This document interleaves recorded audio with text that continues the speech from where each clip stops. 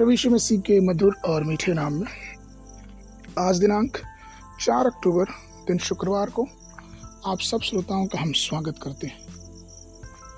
आज के दिन के लिए जो वचन है लिया गया है उत्पत्ति की पुस्तक उसका 37 अध्याय 36 पद। और मिद्यानियों ने यूसुफ को मिस्र में ले जाकर पोतीफर नाम फिरौन के एक हाकिम और जल्लादों के प्रधान के हाथ बेच डाला। प्रियो, पोतीफर की पत्नी उन महिलाओं में से एक थी जिनका नाम प्रभु ने शास्त्र में नहीं लिखा। पोतीफर नाम का अर्थ होता है वह जो सूर्य से संबंधित है। मिस्र लोग चूंकि सूर्य को अपना भगवान मानते थे और उसको पूजते थे, लेकिन परमेश्वर ने जब मूसा को वहां लेके गया तो वो 3 दिन अंधकार में उस मिस्र देश को डाल के ये बताना चाहा कि उनके ईश्वरों उनके परमेश्वरों से यहोवा परमेश्वर कहीं महान है। ये विवरण निर्गमन की पुस्तक उसका 10 अध्याय 22 पद में पाया जाता है। पोतीफर उसकी पत्नी यूसुफ के बारे में दृष्टिकोण इन दोनों का पति पत्नी का अलग अलग था। उत्पत्ति की पुस्तक उसका 29 अध्याय 1 से 4 पद ये वचन कहता है कि जब यूसुफ मिस्र में पहुंचाया गया तब पोतीफर नाम एक मिस्री जो फिरौन का हाकिम और जल्लादों का प्रधान था, उसने उसको इस्माइलियों के हाथ में जो उसे वहां ले गए थे मोल लिया। और यूसुफ अपने स्वामी के घर में रहता और यहोवा उसके संग था, सो वह भाग्यवान पुरुष हो गया। और यूसुफ के स्वामी ने देखा कि यहोवा उसके संग रहता है और जो काम वो करता है उसको यहोवा उसके हाथ से सफल कर देता है। तब उनकी दृष्टि उस पर हुई और उसकी सेवा टहल करने के लिए उसे नियुक्त किया। फिर उसने अपने घर का सारा अधिकार यूसुफ के हाथ में सौंप दिया। लेकिन वहीं पे जब पोतीफर की पत्नी ने यूसुफ को देखा तो उसने उस पर लालसा भरी निगाह डाली।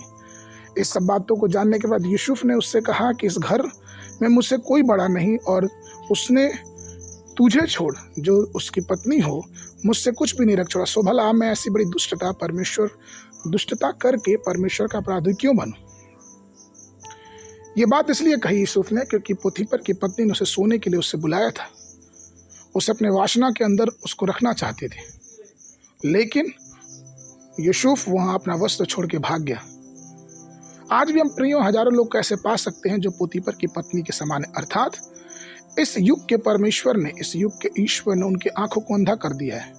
उनका दर्शन सिर्फ खाना पीना, मौज मस्ती, शारीरिक सुख, और वो मानते हैं कि चुराया हुआ पानी हमेशा मीठा होता है।